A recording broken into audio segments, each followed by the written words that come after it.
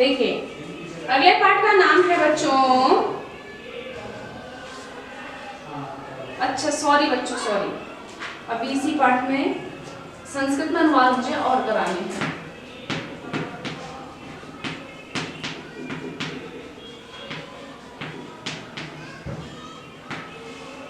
देखिए संस्कृत में अनुवाद करें।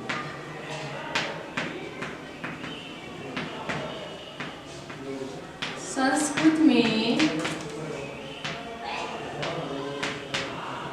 अनुवाद करें। ठीक है, कुछ वाक्य दिए हुए हैं आपके जिनका हमें संस्कृत में अनुवाद करना है। पहला वाक्य है मैं विद्यालय गई। मैं विद्यालय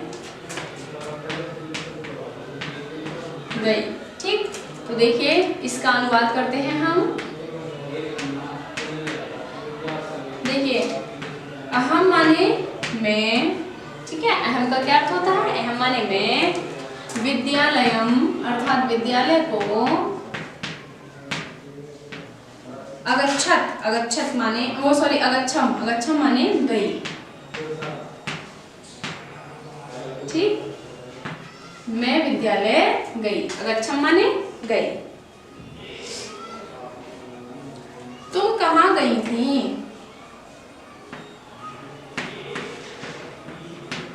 तुम कहाँ गई थी? प्रश्नवाचक है ये। तो देखिए तो माने तुम, कुत्र माने कहाँ, ठीक है, तुम कहाँ, अगच्छ, अगच्छ माने गई,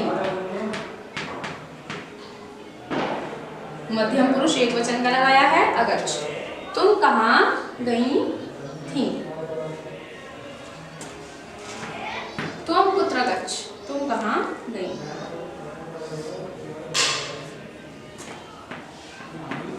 अगला है सरोवर में मैंने नौका भ्रमण किया।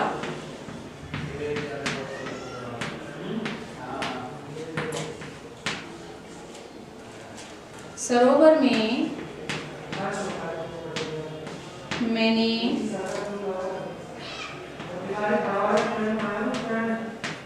नौका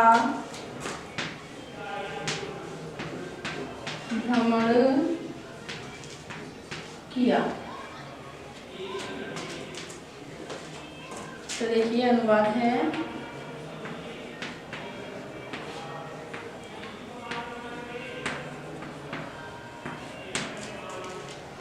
सरोवरे, सरोवरे, यहाँ सप्तमी विभक्ति एक वचन का प्रयोग करा है बच्चों मैंने, क्योंकि मैं के लिए सप्तमी विभक्ति एक वचन, ठीक है। सरोवरे मैंने आपको लिखवा भी दिए हैं, कर्तानी कर्म को करण से सब विभक्तियां लिखवा दी थी, तो वो आपको याद करनी है, ठीक है। सरोवरे अर्थात सरोवर में, ठीक है।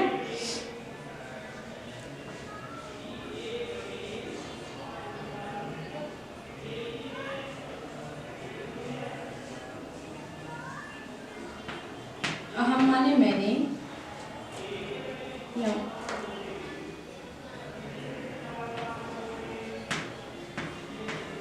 भ्रमणम अकरोत्,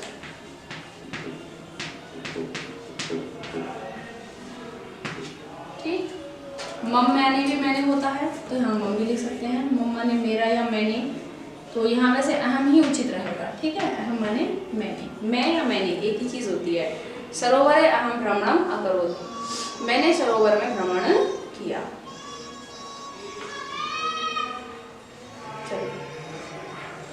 देख लीजिए, मैं विद्यालय गई, अहम विद्यालयम अगच्छत्, ठीक। तुम कहाँ गई थी? तुम कुत्र गच्छे, सरोवर में मैंने नौका भ्रमण किया, सरोवरे अहम भ्रमणम अकरोत्। अहम भ्रमणम या नौका भ्रमणम भी लिख सकते हैं हम, ठीक है। नौका भ्रमणम, नौका से भ्रमण किया। ये वाक्य आपका पूरे हो गए।